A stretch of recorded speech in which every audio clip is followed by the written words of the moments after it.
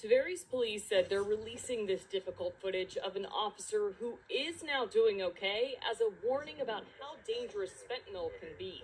Courtney Sullivan with the Tavares Police Department said Officer Courtney Bannock found drugs on a passenger during a traffic stop Monday night. She said she just barely opened it, saw that it was, narcotics, closed it quickly. Sullivan said Bannock wore gloves as she always did. The officers agreed to test the substance back at the department, trying to avoid exposure because it was windy. The next thing you know, she was trying to key up on the radio, and you could hear in the radio traffic almost like she was choking. We just know she sounded weird. Sullivan said the officers found Bannock in and out of consciousness. They got Bannock out of the car and ran to get the emergency medication Narcan. A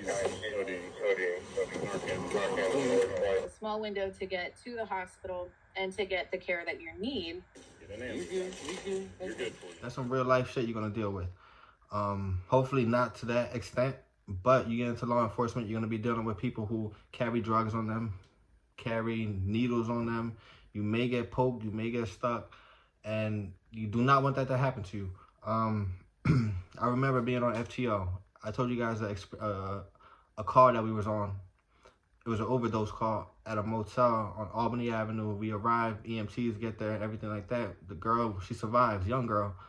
But then after the scene's clear and everything, we're standing around talking to the EMTs, and they start explaining to us, to me and my FTO and the other officers who were around, like, yeah, this is new stuff that's going on. Well, it's not new, but like, it's starting to come more, frequent. We're getting more calls about this fentanyl, and I never heard about it.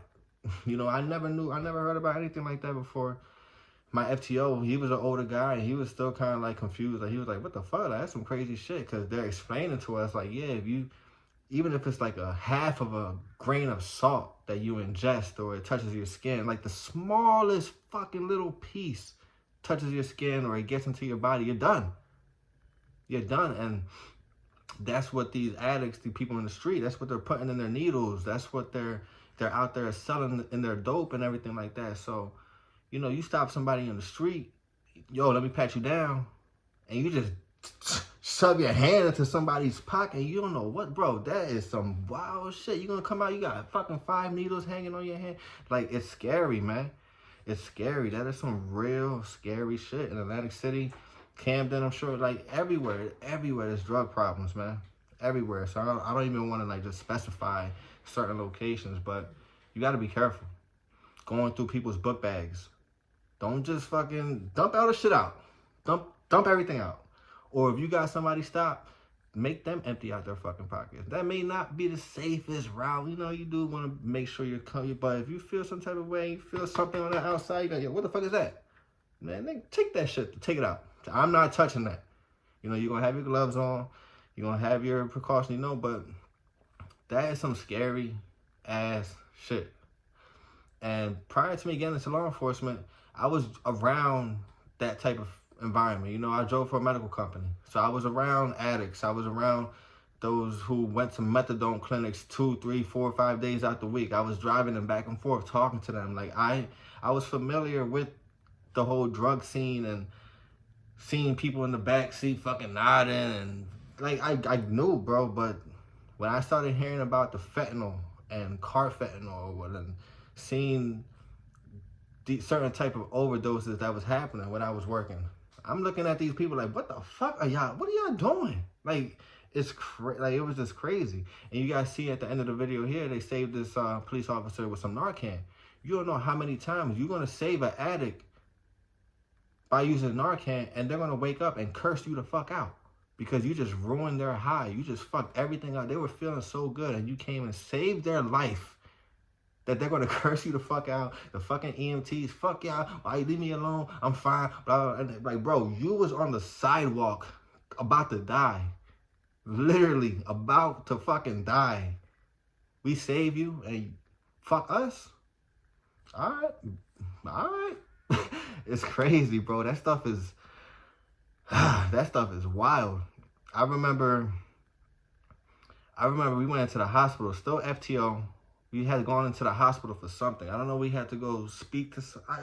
It was just something. We had to go, and we had walked in. I think we had like a call, and supposedly like the person who we were looking for, she ended up going to the hospital. So it was something like that. So we end up going into the hospital, into the emergency room, pull back the curtain, and we seen this chick laying on the bed, and bro, like her body, her skin was just bruised and scabbed, and just like you could tell that like she had no veins. Like it was just bro, it was bad. It was just some wild shit, bro. So that stuff is real. So be careful, be mindful going into people's pockets.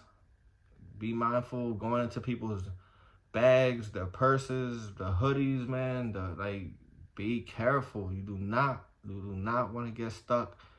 I've never got stuck. I think I heard somebody, I don't know if it was prior to me getting into law enforcement. I think I heard and you know, you gotta drink like a certain liquid, like some detox shit to clean your, like flush your whole body out, and you can't fucking kiss your kids or your family. You can't, like, it's just, bro, you just don't want that to happen. It's some dirty shit, bro. Dirty shit. Show love. Catch you on the next one.